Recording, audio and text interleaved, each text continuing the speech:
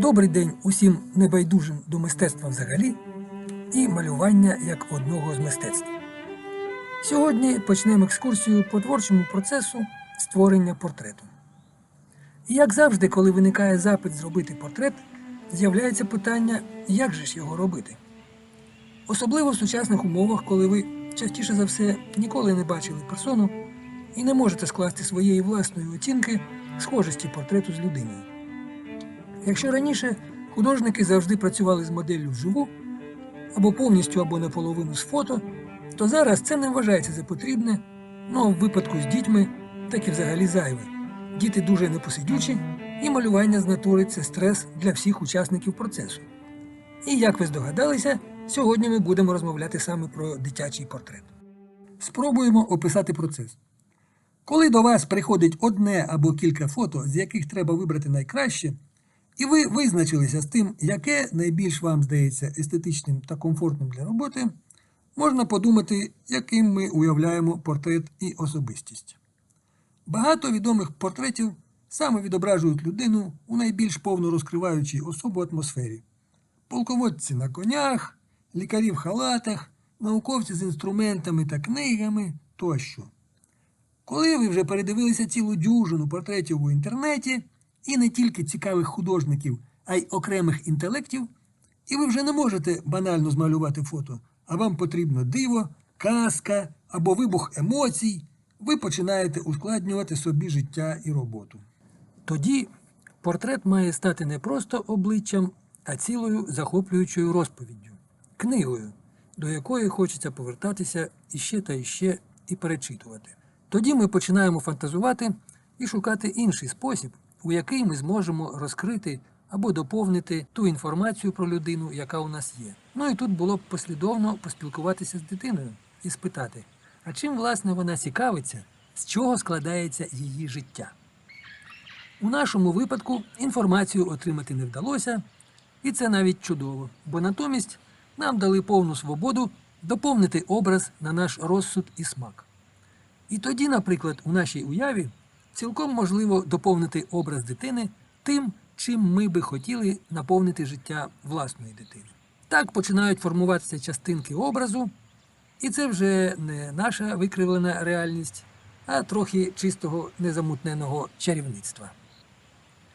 Паралельно починається робота над ескізом. І спочатку це начерки, які приблизно описують те, що вже потроху формується в уяві. Один з варіантів – розставити всі деталі композиції у своїй затишній та просторій майстерні, налагодити виразне освітлення і малювати з натури. Але, звичайно, не у всякого художника в Україні може бути така майстерня. Вітаємо тих 10 щасливчиків, у кого є, і переходимо до роботи з картинками. І починається найцікавіше. З'являється основа композиції. Спочатку ми сформували приблизну графічну тональну схему роботи, потім робимо начерки кольорової гами, колориту. Треба зробити кілька кольорових колористичних начерків, де ми вирішуємо, у якій гамі приблизно ми будемо тримати роботу.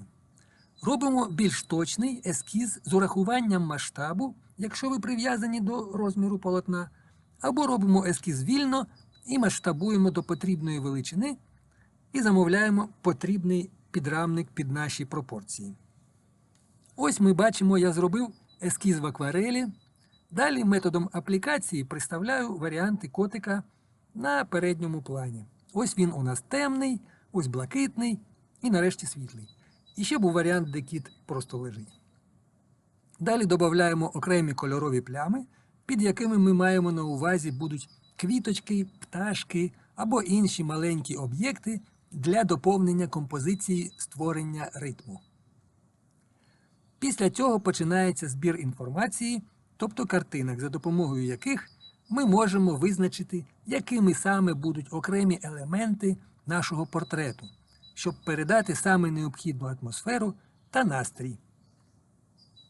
Шукаємо потрібний візуальний матеріал у себе та у інтернеті. І ось після того, як інформація і матеріал зібрані, можна приступати до малювання. При написанні портрету треба враховувати особливості освітлення та сприйняття портрету. Особливо це стосується замовних портретів. Замовнику важливо бачити гладеньке, чисте личико, а не місиво мазків та горби засохлої фарби. Наприклад, дуже товстий і грубий шар фарби на обличчі може під певним освітленням давати темні тіні і незрозумілі викривлення поверхні, які можуть змінювати обличчя, чого нам не дуже хочеться. Також з часом призведе до розтріскування поверхні. З цієї причини я вирішив поверхню під обличчя та руки робити дуже рівною, для чого додатково покрив шаром білил, плануючи попрацювати старим класичним способом, тобто спочатку гризаль, пропрацювання форми одним тоном, а далі лесирування кольором. Коли полотно готове, контури, нанесені шляхом поклітинного малювання чи за допомогою проектора, мастихіном наносимо тонкий рівний шар білил, щоб вирівняти поверхню полотна, бажано під яєчком. Це також дасть змогу робити тонкі чіткі лінії очей, вій та інших важливих деталей, які важко робити на нерівній поверхні. Так само можна зробити підкладку під інші деталі, які ми плануємо тонко виписувати. Ось ви бачите шар білил, нанесений на область, де мені треба мати рівну поверхню.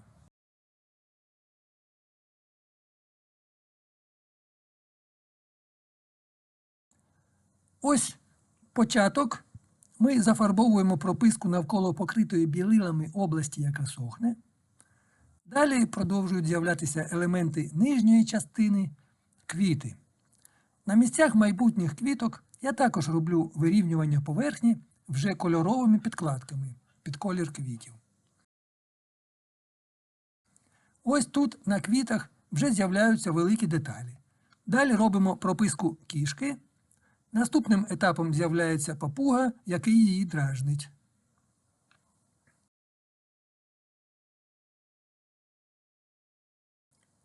Переходимо до верхньої частини.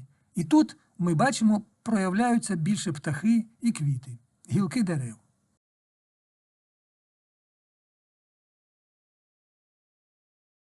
І вже з'являються контури дівчини.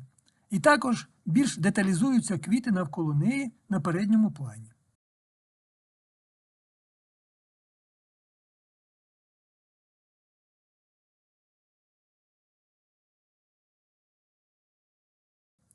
Ось ви бачите, як вже з'явилися ляльки біля лялькового будиночка. Продовжуємо уточнення навколо голови дівчини.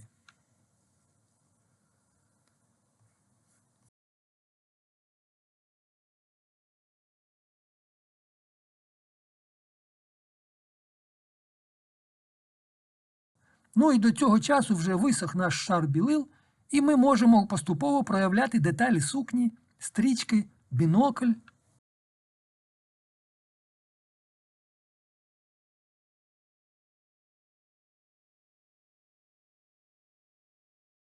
З'являються окремі квіти, і от ми потихеньку підібралися до проробки обличчя та рук. Як бачите, ми спочатку закрили тоном простір навколо фігури, щоб писати обличчя вже у більш наближеному по кольору середовищі, а не до білого, щоб біле полотно нам не заважало. І знов переходимо до проробки того, що навколо, поки підсихає обличчя та руки. І от ми вже переходимо до будування форми обличчя. Ще без кольору, тільки тональне вирішення об'єму. Так само працюємо і з руками. І знов, поки обличчя підсихає, можемо працювати над іншими деталями портрету – метелик, квіти, пташки тощо. Пропрацьовуємо квіти на сукні. Накладаємо ще один шар тональної проробки рук та обличчя. З'являється блокнот на стільчику. Доробляємо руки. Довелось прокрити також шаром фарби, щоб вирівняти котика у тіні. Насичуємо деталями передній план, де у нас папуги, метелик. Підтягуємо проробку волосся на голові дівчини.